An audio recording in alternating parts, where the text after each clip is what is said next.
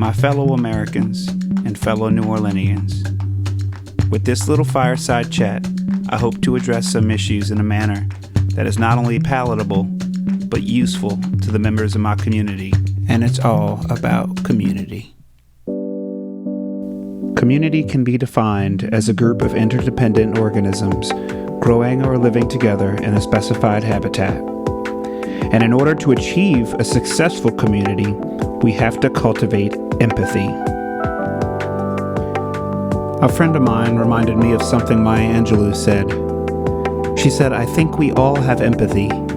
We may not have enough courage to display it." I've been thinking about that, and I'm starting to think that the reason we don't have the courage to display empathy is because we don't have the skill.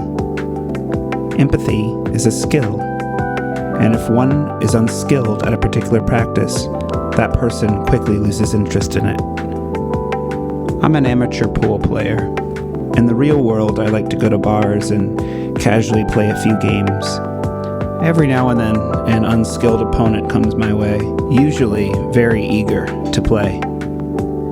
What's remarkable is that very same once eager player will lose interest fast. Maybe they start to haphazardly smack balls around because they feel like there's no point. Maybe they leave the table for extended periods of time, stepping out for smoke or a round of shots, because the lack of skill has translated into a lack of interest. Over the past few months, Americans have been commissioned to display empathy in a few small but meaningful ways. Wearing masks in public, avoiding large groups, washing your hands, and in general, not breathing on people. As an estimate, it seems like our interest in the skill of empathy has a lifespan of about 4 months. Damn.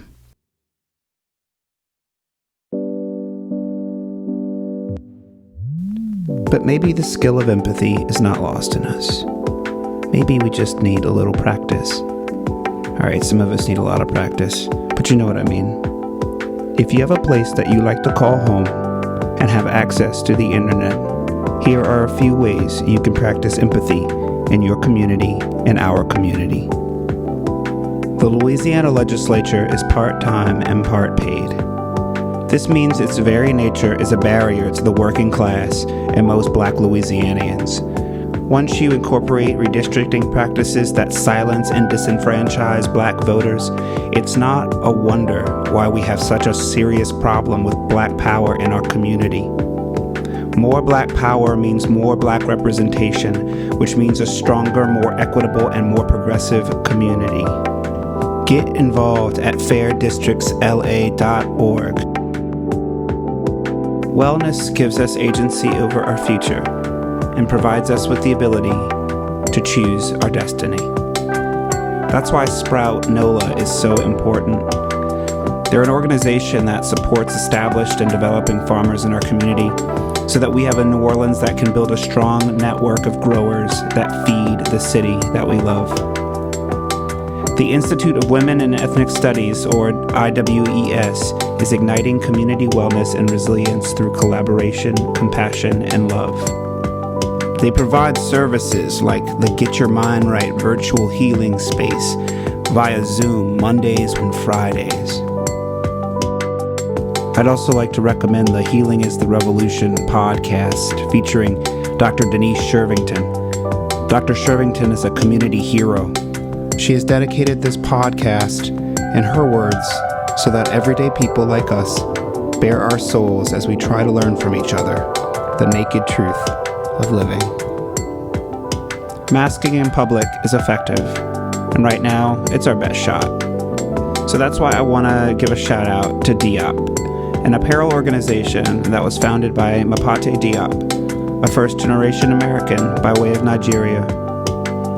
They are currently making the flyest diaspora-inspired face masks, and when you buy one, you are protecting yourself, your community, supporting Black business, and showing your love for the wonderful city of Detroit, Michigan. Lastly, I want to speak to my artist community. As a lot of you know, I'm a musician, a Black cisgendered man born and raised based in New Orleans. And I also have underlying health conditions that make dealing with this new world a bit of a minefield. When it hit the fan, I had to step away from the stage, and it was the hardest thing I've ever had to do. Music brings me joy that nothing else in this world has been able to in my life. But let's talk about investing in a prosperous future that benefits all artists and their patrons. I encourage creative musicians, artists, designers, and filmmakers, particularly my young Black creatives, to invest in their own home studios and equipment and produce sellable material. Let's expand mutual aid and seek out those who are searching for the means to advance their music, art, design, and literature so that we can emerge from this with a new artistic renaissance. Now is the time to form idea banks, groups of musicians, service industry workers, restaurant owners, club owners, health professionals, and engineers dedicated to the safety of recording artists, performing artists, gigging musicians, and their audiences. This week I will be launching the NOLA Idea Bank, and it will be a safe space for anyone, especially those with specific expertise, to offer solutions on best practices in music venues, restaurants, and recording studios. These include personal protective equipment, sanitizing, and emphasis on outdoor spaces. We can do this, y'all.